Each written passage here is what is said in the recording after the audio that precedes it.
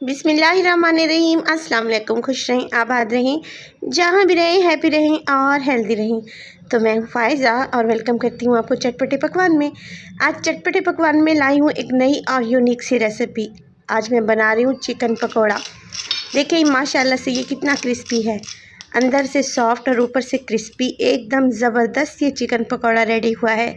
मैं आपको बताऊंगी एक ऐसा सीक्रेट इंग्रेडिएंट जिससे आपका चिकन पकौड़ा बहुत ही ज़बरदस्त और क्रिस्पी बनेगा। वीडियो अच्छी लगे तो प्लीज़ लाइक कर दें और चटपटे पकवान को सब्सक्राइब भी कर लें। तो देखें कितना ज़बरदस्त सा हमारा चिकन तैयार हुआ है। तो चलें जल्दी से चलते हैं हमारे किचन में और बनाते हैं जी मज़ेदार सा ये चिकन पकौड़ा। तो मज़ेदार सा चिकन पकौड़ा बनाने के लिए सबसे पहले तो हमें चाहिए होगा चिकन। चिकन यहाँ पे लिया है मैंने 1 किलो के बराबर और मैंने लेग के पीसेस लिए हैं। चिकन का ये पार्ट बहुत ही फ्लेवरफुल होता है और जल्दी से गल भी जाता है। अच्छे से वॉश करने के बाद मैं ये करूँगी कि गहरे गहरे इसको कट लगा दूँगी। आप चाहें तो यहाँ पर आप कोई सा भी चिकन इस्तेमाल कर सकते हैं, यानी कि चेस्ट ले सकती हैं। इसके अलावा आप बोनलेस पीसेस के छोटे छोटे पीस भी करवा सकते हैं। गहरे गहरे कट लगाने से मसाला अंदर तक जाएगा और चिकन बेहद सॉफ्ट और मॉइस्ट बनेगा।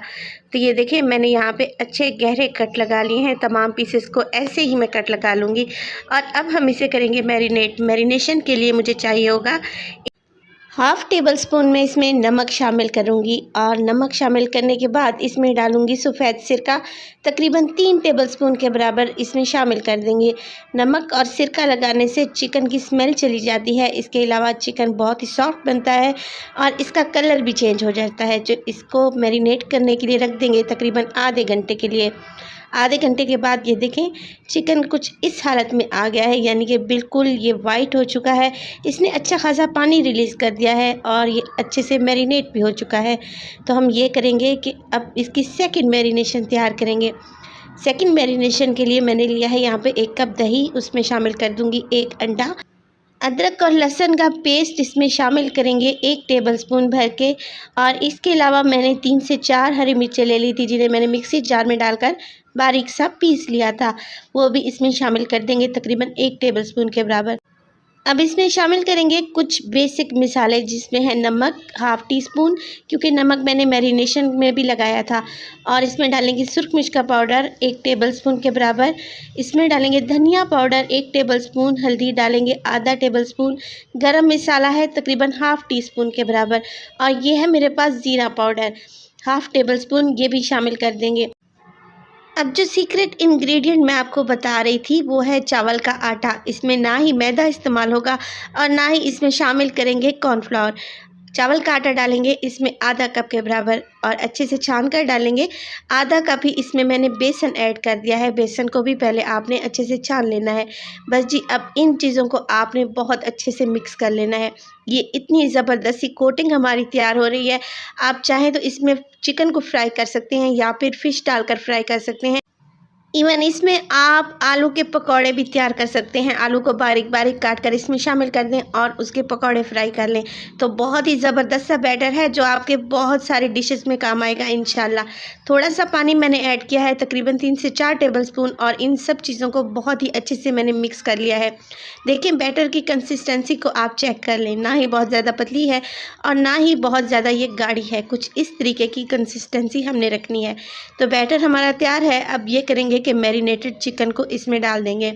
चिकन डालने के बाद आप इसको फ़ौरन से भी फ्राई कर सकते हैं, मगर जब किसी लिक्विड में आप लोग बेसन का इस्तेमाल करते हैं तो उसको आपने रेस्ट देना होता है और बेसन का रिज़ल्ट बहुत ही ज़बरदस्त आता है।